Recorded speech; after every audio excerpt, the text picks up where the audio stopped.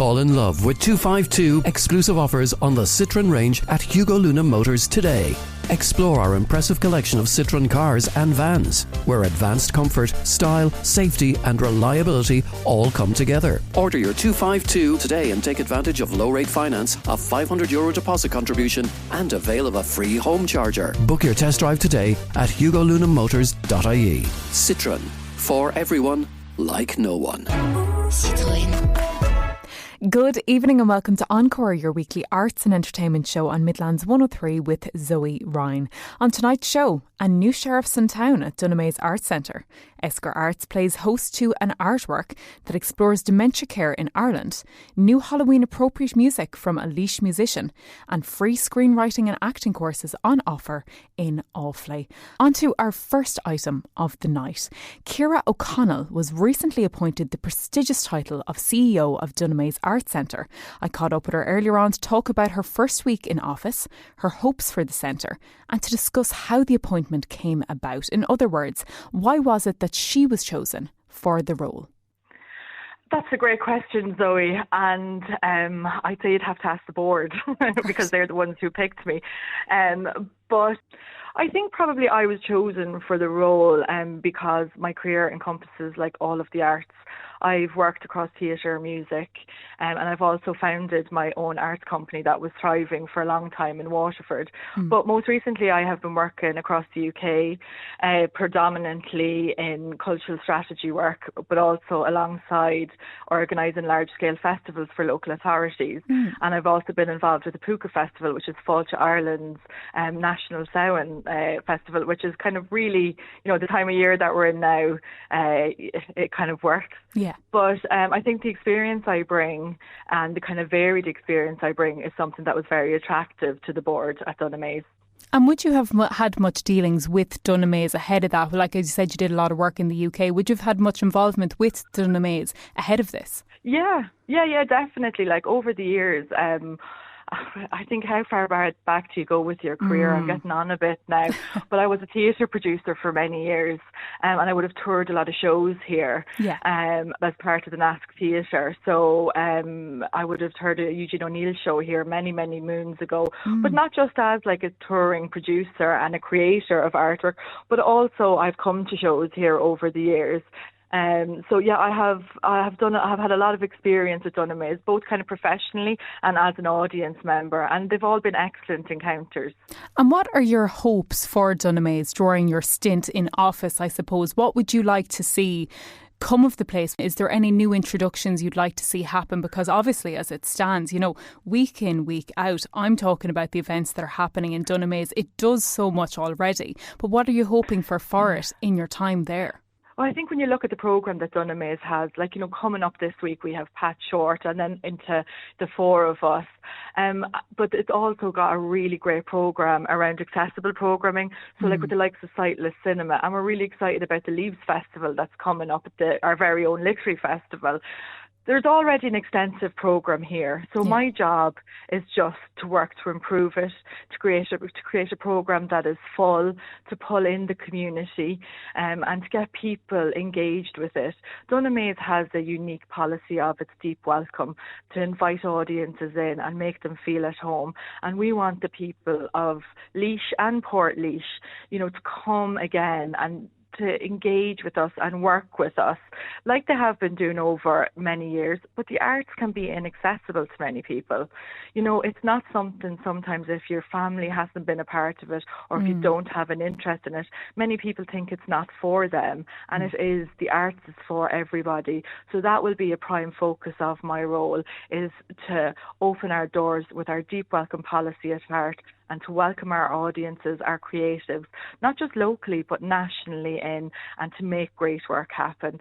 The team have been working here for years before. It's an excellent core team. They have been working here for years diligently, you know, to create what is already existing, and I'm just hoping to help make it better. That phrase is one that we hear an awful lot, isn't it? Where it's the arts is for everyone. But as you said, I think a lot of people maybe still don't feel like it is accessible. As you said, it's that some people have a certain linkage to it or they've got a family history. And so some people still don't feel like it is for everyone. But as I said, week in and week out, I see that you hold events at the centre where you are welcoming in people from different backgrounds, you even run the likes of sustainable fashion type events or swap shops, all that type of thing. So it is, as you say, about a community aspect. That is what art centres are meant to be. They're meant to be a hub for community to be able to come in and utilise the area. And as you said, maybe expose them to some of those arts like the theatre and the plays that maybe would have previously been viewed as more highbrow by getting them in with the more local events. No, the arts is not highbrow at all, but it definitely for some people is kind of seen as that. And I think it kind of even goes back to the earlier days of education where you're artistic, you're mathematical, and people absorb those roles. And what we want to do here is say that the arts really is for everybody. Everybody is welcome here. Our doors are open. Come and talk to us. It's an incredibly accessible team. You know, the team are here. We're here to make great work happen. And that's our primary objective, but also to give people an inroad into the arts. Also look at the careers and the opportunities that are available for young creatives, or that kid that thought that, I'm kind of technically minded, the arts isn't for me. Yes, it is. There's lots of career opportunities, and a centre like Dunamaze, an art centre like Dunamaze, can open those career paths for young people, and we are here to do that. And we're always seeing overlap within different careers. As you said, it's not the way that we once viewed it of people are in boxes, that you had the creative people, you had the scientific people, etc. We're always seeing, especially now in recent times, where there is a merging of the two, where there's a blend of the different areas into one, and the arts is forever being kind of coupled with other areas of expertise and knowledge. But you mentioned there about that your job, as you see it, is to bring about improvements. Where would you think that there could potentially be room for improvement at Dunamaze? I think that we can, as I said, enact our deep welcome policy. We can look at what's happening nationally and bring in kind of more national tours. We can improve our music programme to bring in those kind of acts that maybe younger people might want to see. But another area that we're really, really enthused about is the Fort Protector, that massive outdoor space. And we're looking at programming that with a range of programmes, that will run through the year in the next 12 months. So there's a lot to do. We're going to be a very busy team, but really the potential is endless. And me and the team here will be working really hard towards making the Dunamaze and the Fort Protector a place that is owned by the community, that the community feel proud of, but also to put on events that they want to come to. Ciara, it's only your first week in the role, so I really do appreciate you taking time out of your extremely busy schedule to have a chat with us this evening, and I look forward to seeing what you're going to do with the role. It has been amazing first week. The people of Portlaoise have extended me an incredibly warm welcome, and especially the team here alongside our partners down at the council. Everybody has really rolled out the red carpet and kind of welcomed me very warmly. So I just like it to extend my thanks to the community for showing me what a beautiful place Portlaoise is, and I look forward to kind of making it my home too. That's always great to hear when, as you said, that the locals take you in and make you one of their own. But I know that Dunamaze nearly has a regular slot on this show, so I no doubt that you're going to be a regular voice on this piece. And as I said, thank you so much for your time today, and best of luck with the future. Thank you, Zoe. And you can check out Dunamaze Art Centre's website, dunamaze.ie, for full details of their upcoming events. Up next, capturing the realities of caring for someone with a chronic illness through art. You are tuned into Encore with Zoe Ryan. As mentioned on last week's show, Yes, But Do You Care? A collaborative artwork between visual artist Marie Brett and choreographer and dance artist Philip Connaughton is currently exhibiting in Esker Arts in Tullamore and will be until November 1st, when it moves to its permanent home of IMA, the Irish Museum of Modern Art in Kilmainham up in Dublin. I'm joined now by Marie Brett to discuss the project. Marie, thanks a million for joining me on the show this evening. How was it that you got into your profession, your line of work? Yeah, sure. I've always worked as a visual artist, and I think way back when I was at school, it was something that I gravitated to naturally. Other people in the family hadn't, so it was a kind of new experience and venture, but I found that I could kind of communicate through visual language. And later on in years, I kind of realised I think visually. So it was something I naturally gravitated to, and sort of felt, okay, I need to go to college, I need to think a bit more about this. And when at college, realised I was just scratching the surface in terms of potential, because art's such a massive area. So then kind of went on and did a degree and then did a master's. But it was something that was kind of deeply sown in me from when I was very young, but it didn't come from any particular influence or family member or experience. It was just something that was there, I suppose, in terms of an affinity. And so you're a multidisciplinary artist. So talk me through the different art forms that you specialise in or that you dabble in. Sure. So I do a lot of audio-visual work. You might see and think of them as films, short films. But I also do installations, which would be like a live event, or there could be some kind of promenade event, which would be sometimes outdoors, sometimes at unusual indoor sites like empty hotels or military forts, where I build an installation, and by that it might be like a series of rooms that you walk through with different encounters. So it could be that there's live performers or dancers or music. It could be that there's some form of sculpture that the audience moves in and around and through. And then as well as that kind of work, I do some publications, I do a little bit of writing, and I also do quite a lot of online work, in the sense of allowing people to visit the work in later years in some form. So there's some kind of a digital trace. And your latest work is in situ in Imma at the moment, but we are very lucky and fortunate in the Midlands that you're going to be stopping off for a stint in it. So the wider national tour is titled But Yes, but the one that is titled Yes, But Do You Care is coming to Tullamore. So tell me a little bit about that piece. It was a collaboration with Dementia Carers Campaign Network. That's exactly right. So it's a short, what I would call a short art house film. So it's an audio-visual work, and it's exploring ideas of, I suppose, the politics of a person's autonomy and dementia family carers stories and new capacity legislation in Ireland. And it's done through the vision of a dancer moving through space and time. So it's, as you say, it's in Imma, the Irish Museum of Modern Art's collection, but I was really keen to tour the work so that different people could see it and experience it, and we could kind of begin to have conversations about some of the issues that the work evokes for people. So I applied to the Arts Council for funding and was really grateful to get that, so I can take it across the country nationally. And this isn't the first time that you've looked to tackle, I suppose, sensitive subjects through your art. It's not a new challenge for you. This is something that you've been doing for a long time. You've worked on other projects that would have been of a similar nature, where, as I said, it's taking a topic that's quite a difficult one to crack and to capture it in your work. Yeah, you're exactly right, Zoe. I think it's something that I'm intuitively drawn to in terms of subjects that are quite challenging, but that a lot of people have experience of, but we don't perhaps talk about very much. So I think a project I did a long time ago, a piece of work was called Amulet, and that was with bereaved parents. So I partnered with 3 maternity hospitals across Ireland and worked with bereavement midwives and parents whose child had died early term. And that was... it was a very powerful piece of work for me to make. It took a couple of years to make. A part of it's in a collection now in the National College of Surgeons over in the UK. And I think, it was very affecting, but I felt I really wanted to kind of continue on, and I've done work with people who've been trafficked or held captive as slaves, as people would kind of call now modern day slaves.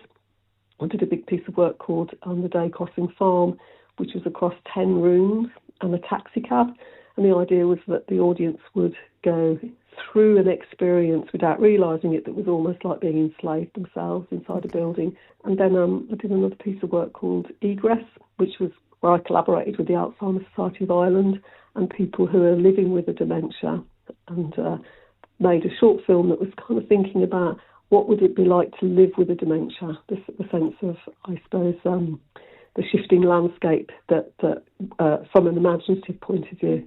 So, and I've done lots of other works that are similar terrain in terms of quite challenging subject matter, but that very, I suppose, have agency in our kind of current world, but not everybody feels able to talk about, or there's not much public discourse around, or there might be a bit of taboo around the subject. Why do you think that you're drawn to these type of projects? It's a good question. I think it's twofold. I think part of it is because art has a capacity to reach people in different ways that allow kind of an open-up conversation about difficult topics.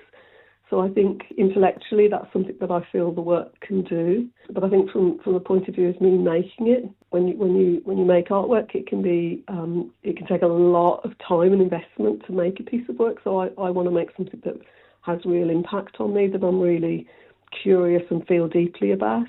So often it would be something I don't know a subject too much, I don't know too much about a subject, but I'm fascinated and troubled and bemused and curious about the subject, and it's affecting me emotionally.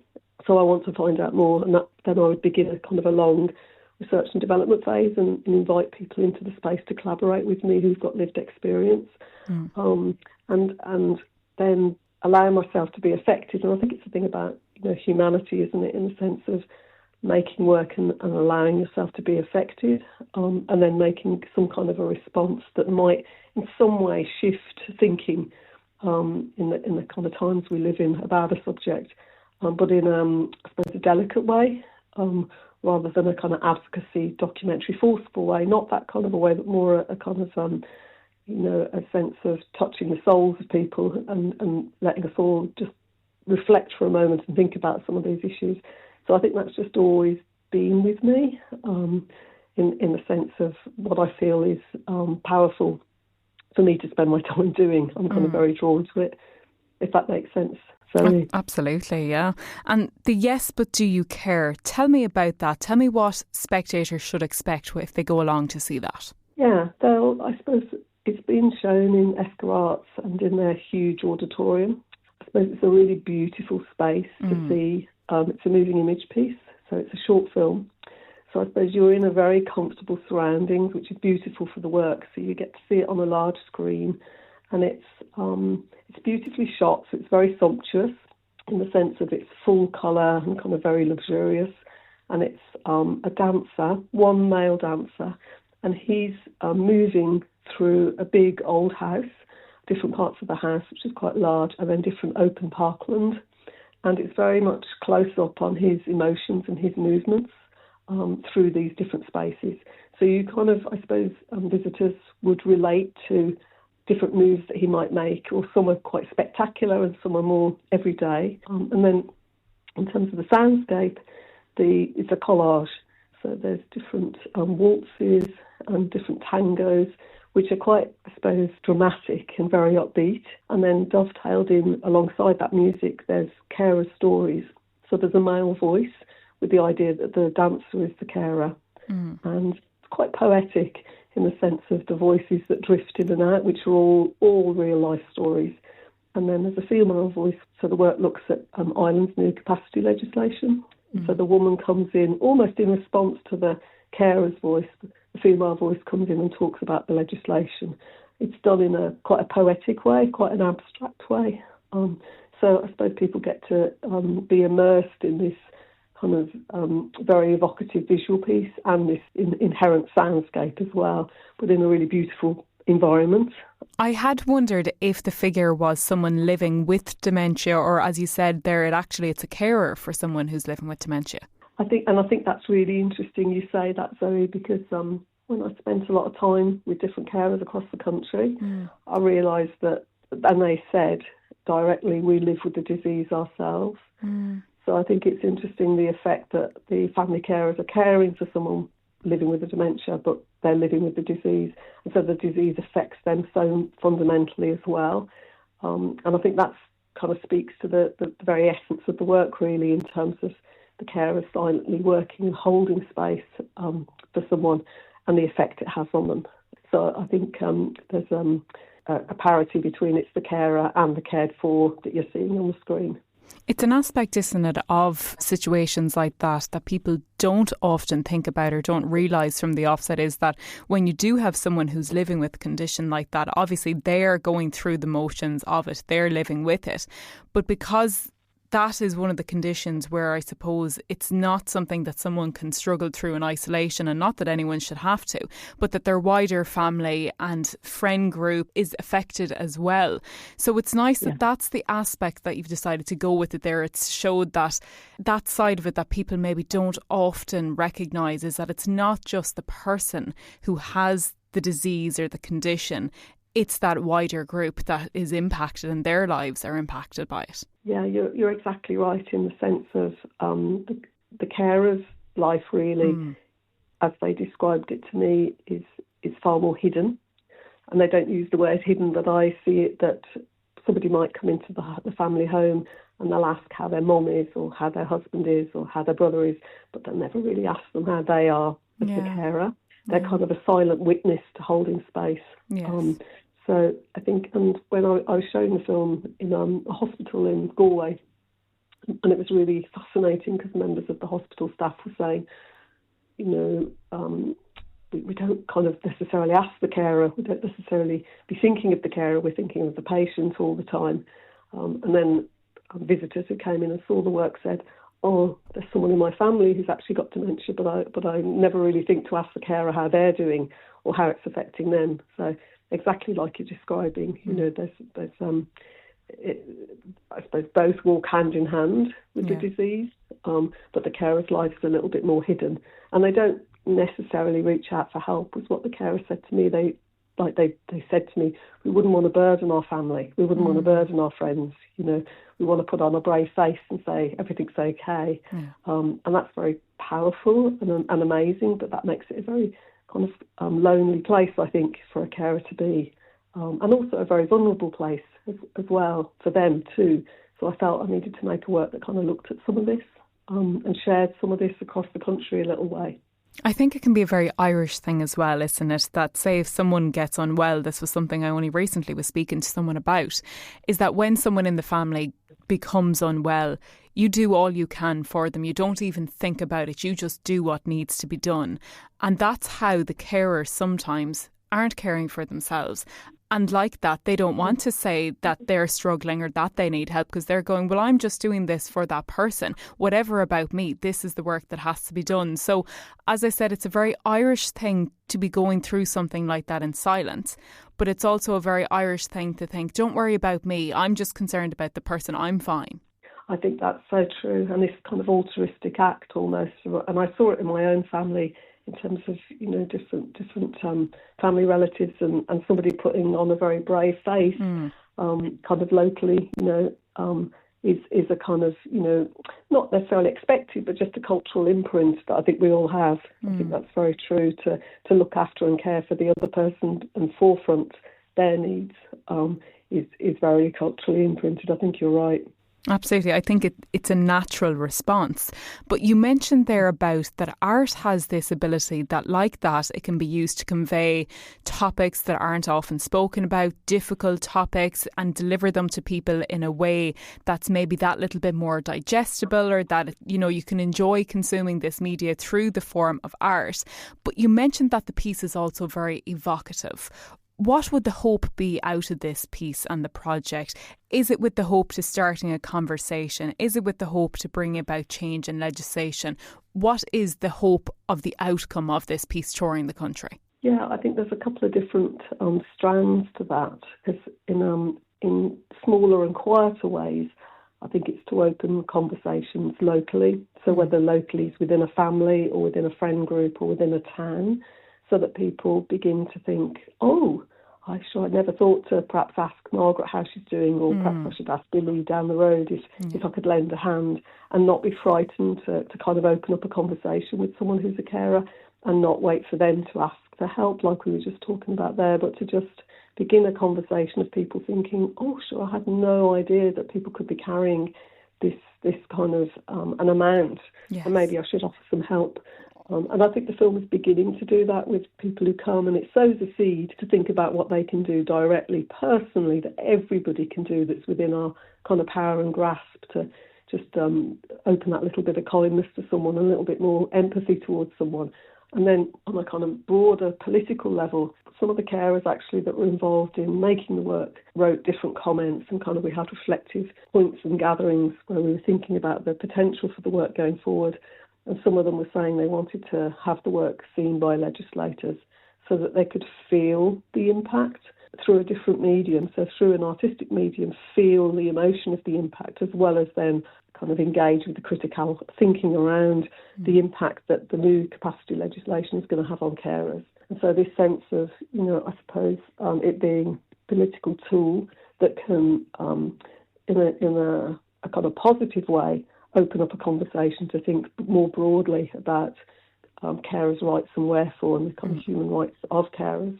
So, and I know the new capacity legislation is amazing in the sense of, forefronting will and preference for someone living with a dementia or other conditions. But perhaps, there's an opportunity to think about the impact on the carer then, and this sense of, autonomy with someone who's caring for a person living with dementia. There's an interdependence there, and there's an inter-effect. So I think, politically the work could kind of begin to ask, some quite complex questions, really. So the Yes But Do You Care piece, there's actually two pieces of works, and they're both in the Irish Museum of Modern Art's permanent collection. Fantastic. So for the work, that's amazing, because then it will live on, generationally in an amazing collection in terms of the art collection there. But I felt there was a need for some form of immediate access for people, so that not everybody could necessarily make an exhibition that Emma might be able to stage. So there's one piece of work which I made very early days.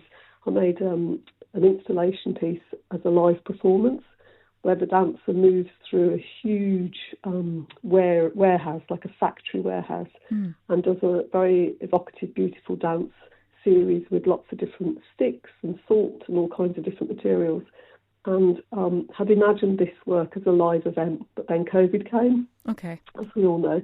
So I recorded the piece. I kind of worked with an amazing filmmaker, and he recorded it beautifully, and it exists as a piece.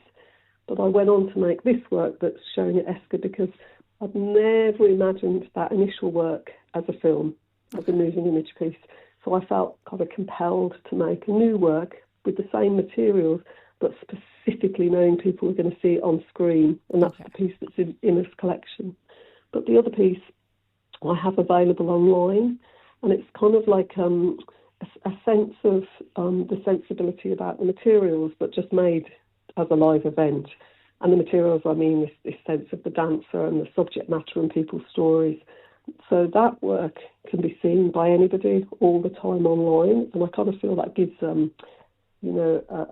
very easy access to some of the thinking for everybody, and it's kind of egalitarian in that sense, which I feel is important. And I know a lot of carers, they can't make it out of the home, they can't leave the home, so that's the way that they can still engage with some of the thinking around this artwork. And then the final piece, let's call it, that I made, because of COVID, is now in the Irish Museum of Modern Art collection, so that'll go on for kind of generations.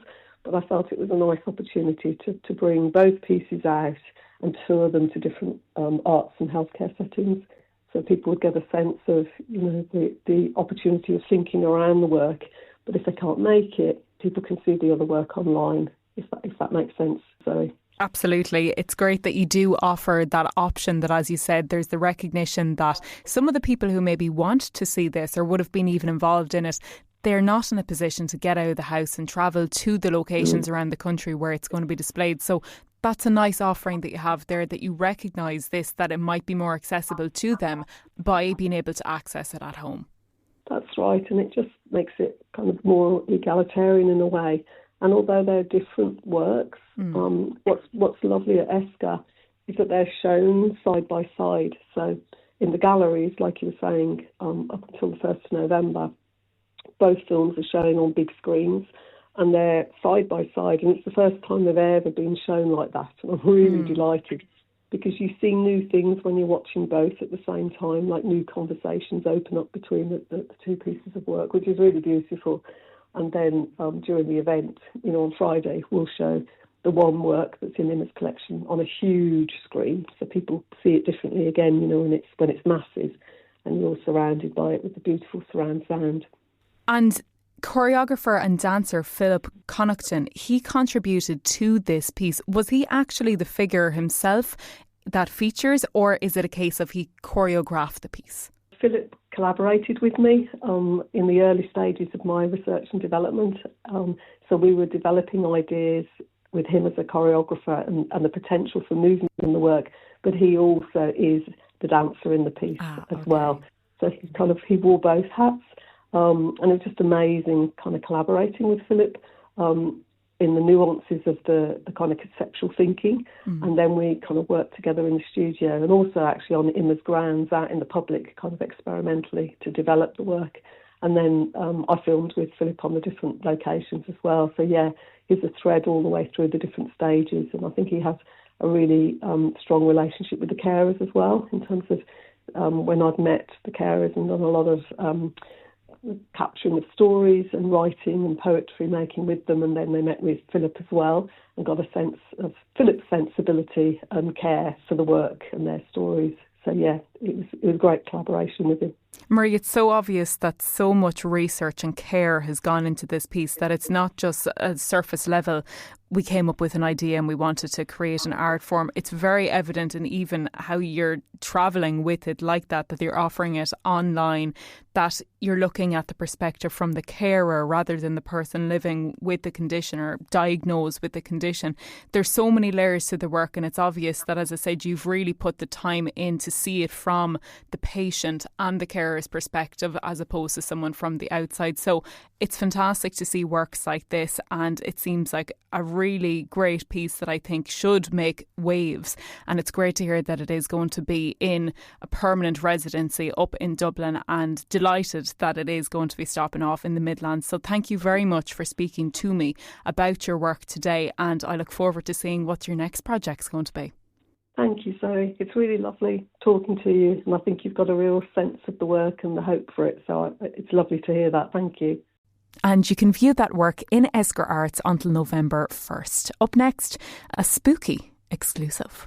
The French know luxury. Discover the all-new 252 DS Automobiles range at Hugo Luna Motors. Experience pure driving pleasure with DS Automobiles, the French luxury car company. DS's premium range stands out through its charismatic style, interior refinement, sophisticated technology, and first-class comfort. Book your test drive today and discover the magic of DS Automobiles at hugolunamotors.ie. It is Encore in Midlands 103 with Zoe Ryan. Tomorrow is, of course, Halloween and my father's birthday, which he's actually always embraced. I find people who have birthdays on big occasion dates either love or loathe the holiday. Someone else who seems to have made the best of what some may consider a bad situation was a guest of mine on last week's show. If you were tuned in, you may recall Portlaoise-based paranormal investigator Cormac Strain gave his account of the unexplainable activities that took place in his house ahead of his appearance at a night of ghost stories, which took place in Portlaoise Library last night. Well, he has today released a new single with his band Newspool titled There's a Ghost in Our House. Here it is. We've a ghost in our house, our house. Something was scratching the ceiling and it wasn't no mouse, no mouse. We call the inspector or specters to come to our house, our house. There's a ghost in our house and he never arrived. Guess he didn't survive when his car hit a hitch, ended up in a ditch, and I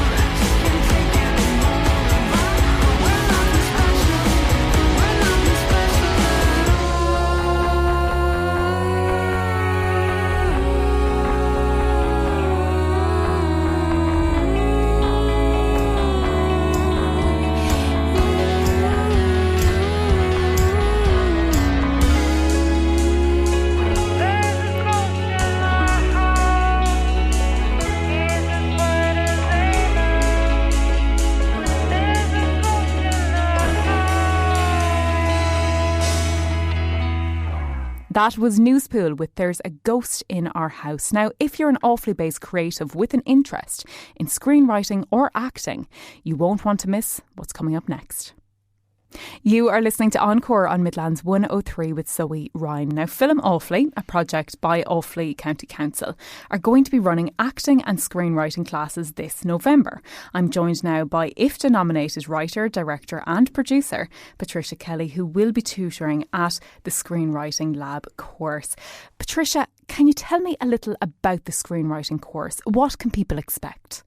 Yeah, thanks very much, Zoe. It's lovely to chat to you today about this amazing initiative run by Film Awfully. It's going to be quite intensive. We're running it over 5 classes, 3-hour classes. So we're going to really be able to get in depth into, covering a lot of ground into screenwriting, in writing for the screen, be it film or television. But this course is quite specifically looking at the short film format. Okay. So for anybody that is interested, for example, in submitting an application for the next Film Awfully screenwriting scheme, it's designed to be able to really give them all the tools in order to write a really terrific short film screenplay for that. But of course, we're going to look at visual storytelling. What makes writing for the screen different from writing for all the other mediums, and so a really kind of a good deep dive into that, and also then everyone on the course will share their work with their peers on the course, and we'll be discussing it, and we'll I'll be guiding people in terms of how to give and receive some constructive criticism so that everybody learns how to improve their work over a number of weeks as well. And as you said, it's been run over the 5 weeks and 3-hour courses. That is going to go fairly in depth. Yes, it is. So it's great that there'll be lots and lots of stuff that we can cover. We'll be able to look at, really terrific examples of short films, both those that came through the Film Awfully scheme in the past, but also those that have won or been awarded or nominated for Oscars and other just incredible short films that exist out there, to use them as a really in-depth case study. So there'll be time to do that. There'll be time for discussion. There'll be time to, look at, the do's and the don'ts, and there'll be time to talk about my previous work and things that went well for me and mistakes that I learned along the way and things like that. So it's great that so much time has been given to it, and obviously the intention is that those that do the course, then they come away really armed with a huge amount of skills. Yes. For their own screenwriting that they can then take further into whether it's creating a career for themselves in one form or another. And something that I know you are very passionate about yourself is the giving of early support and guidance to writers on that path and journey, because it can be quite a long and winding journey, and to get that support. And this actually is a free access course. It is. It's terrific. Yes, it's absolutely crucial because, look, I mean, we can all do a huge amount of self-learning, and thankfully now there's lots of, tutorials and videos and that available in online and so on, and that's great, and I use them as well sometimes. And then there's obviously people can go to college and study this as well. I did a master's in screenwriting in IADT. But it's fantastic to be able to have something like this that is designed to be able to fit around people's regular lives. So maybe they have a day job, maybe they have caring responsibilities, maybe they're just starting out and really want to kind of dip their toe into, a kind of an in-depth but only over 5 weeks scheme to kind of see, is this for them, which that then they can kind of take further if that's appropriate. Yeah, and it's great that the likes of yourself, who are people who are actively still working in the area, are going to be on hand to assist them with this, because I hear you mentioned there that you went to IDT. I did my own master's in IDT, and something that I found fantastic about it was that because you were in those studios that are built on the actual professional studios, because you were being forced to use the industry language, it was a really easy transition then for me to actually work in radio and TV, coming from that education background, because you were trained in the real industry lingo and atmosphere, and like that our tutors were people who were still actively working in the industry, which does make a difference, because even though there's a lot of things that remain the same, there's a lot of change and a lot of new things get introduced. So it's great to have people like yourself who are still actively working in it, helping these people and guiding them on their way. Yes, absolutely. I really think that makes all the difference because, as with something like, film and TV production just changes all the time. Absolutely. So to have somebody, to be working with people that are on the ground, as it were, and that are actively writing, submitting to things. I submit to things all the time, and also I get rejections, letters and emails all the time as well.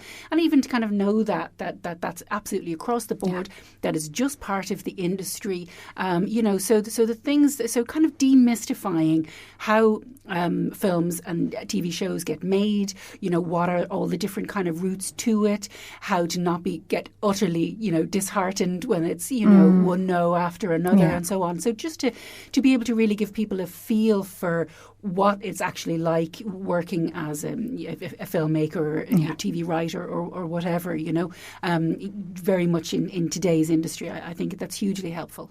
And speaking of, you are the founder of Phenomena Films, and you have your debut film is actually being shown on the RT Player now at the moment. Yes, yeah, we Verdegree came out in 2023 and just did absolutely wonderfully for us. It was nominated for 5 IFTAs and it travelled the world and it won 12 festival awards. And it has really been great. It was a terrific launching pad, and it's fantastic now that for a start, all of the students on the screenwriting lab will be able to watch it on the RTE Player, and then they'll hopefully have some questions for me, and I'll be able to kind of talk to them and use kind of very practical examples then of what the script development process was like, how that changed in rehearsal with the actors, how that then changed further on set, things like that. So it is really designed to be as practical an experience as is possible for everyone that's taking part in the course. And the course is going to be getting underway, starting, as you said, it's 5 weeks, but it's starting on November 11th. But you do have a deadline coming up for when people can apply for it. So they have to apply by November 3rd if they're interested. Yes, absolutely. And then Filmophilie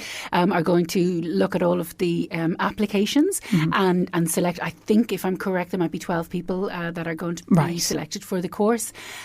So I would anticipate that there'll be kind of quite a wide range of experiences and, people that are, just approaching the course from different angles. So I'm really, really looking forward to meeting everyone that's on the course, seeing where they're coming from, what kind of films they're interested in, and really to see how I can best help them to come away after 5 weeks with, just the absolute best skills that will really help them going forward, however they want to proceed after finishing the course.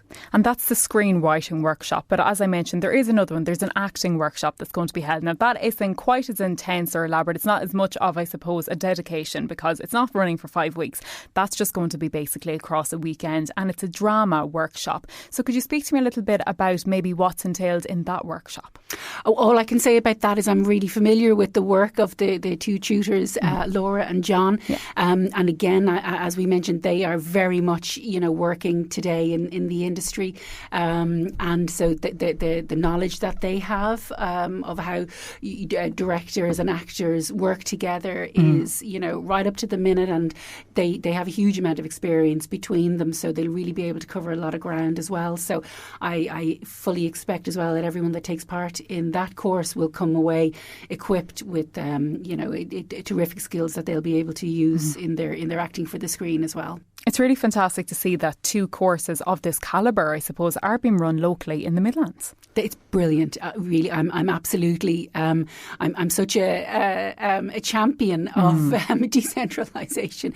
Not everything has to happen in Dublin, and I say this as a absolutely. But no, absolutely. The more schemes there are, the more opportunities, for people throughout the country, the better. I think it's we need to hear the voices, all the voices from everywhere in Ireland, from every part of society. It's essential that that there's diversity and inclusion, and that includes people that don't live with easy access to film and TV studios and things like that, or who are from socially less privileged backgrounds and so on. That it's that schemes like this then are essential for them to be able to try something in a very safe space and to be included. And further details on both of those courses can be found on Film Awfully's website. That's www.filmawfully.ie. And just so you're aware, that second workshop, the acting one for screen, that is actually a sooner deadline for that one. So if you are interested, you have to get your applications in by October 31st for that one. And all details about criteria needed for both can be found on the website. Patricia, thank you so much for coming out and joining me in the studio this evening. It's been a pleasure. Thanks so much, Zoe. It's been lovely talking to you. That's all we have time for tonight, but don't worry, for the next 2 hours you have the best in Irish and American country music on Country Roads, followed by classic love songs on Twilight Time, bringing you up until midnight. Until next week, good night.